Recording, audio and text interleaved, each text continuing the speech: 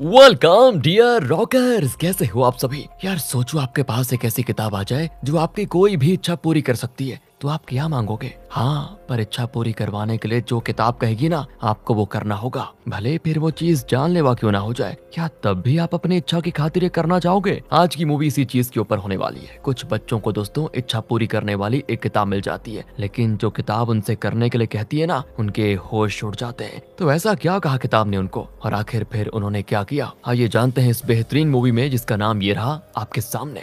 तो कहानी की शुरुआत में हम कज़ुकी, सनी और ताइची नाम के तीन दोस्तों को देखते हैं, जो अपनी इच्छा पूरी करवाने के लिए एक पुराने टेंपल के पास आते हैं, क्योंकि लोगों का कहना है कि यहाँ पर आकर सभी की इच्छाएं पूरी हो जाती हैं। और इसी उम्मीद में वो तीनों जैसे टेंपल आकर अपनी इच्छा मांगते हैं ना, उनकी इच्छा धुएं में बदलकर एक पॉट के अंदर चली जाती है। और उस पॉट को कोई अजीब चीज जो कि इंसान कम घोस्ट ज्यादा लगता है, वो तुरंत ही लेकर भाग जाता है, जिस पर तीनों दोस्तों की नजर ही नहीं जाती। अब वो घोस्ट जिसने उनकी इच्छा चुरा ली थी, वो एक पुराने बुक की दुकान पर आता है, और वो दुकान के मालिक को दोस्तों वो इच्छाएं बताने के लिए आया है। घोस्ट कहता है कि देखो, मैं तीन बच्चों की इच्छा लेकर आया हूँ, लगता है घोस्ट बुक इस्तेमाल करने का टाइम आ गया। तो मालिक कहता है कि तुम्हें लगता है कि वो बच्चे बुक में दिए गए काम को कर पाएंगे। तो घोस्ट कहता है कि लगता तो है, क्योंकि बच्चे बड़े जोशीले और हिम्मत वाले हैं। तो मालिक उस घोस्ट से कहता है ठीक है, आज रात जाकर तुम उन तीनों बच्चों को मेरी दुकान के बारे में बता देना, ताकि वो किताब लेने आ सके। घोस्ट मान जाता है। अब दोस्तों रात को जब कज़ुकी सो रहा होता है, तो उसके पास वो भूत आकर उससे कहता है, अगर तुम अपनी इच्छा पूरी करना चाहते हो तो कल पुराने बुक की दुकान पर चले जाना, वहीं तुम्हें पता चलेगा कि तुम अपनी इच्छा कैसे पूरी कर सकते हो। लेकिन याद रहे,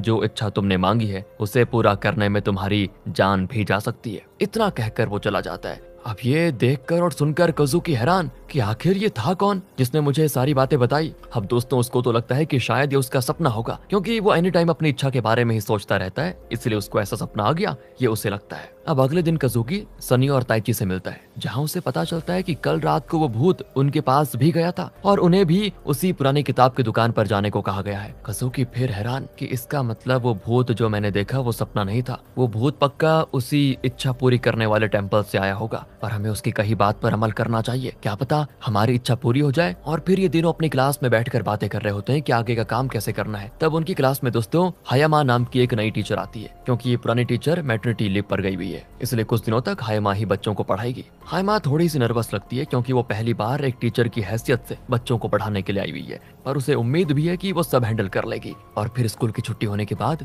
कज़ुकी और उसके दोनों दोस्त उसी पुरानी किताबों की दुकान पर जाते हैं। उन्हें यकीन नहीं होता कि इस एड्रेस पर कल तो कोई दुकान नहीं थी, लेकिन आज किसी ने रातों रात दुकान कैसे खड़ी कर दी। पर इससे उन्हें कोई फर्क भी नहीं पड़ता, उन्हें तो बस अपनी इच्छा पूरी करवानी थी, इसीलिए तीनों दुकान के अंदर चले जाते हैं। अब दोस्तों उनको दुकान के अंदर जाते हुए हाइमा देख लेती है, और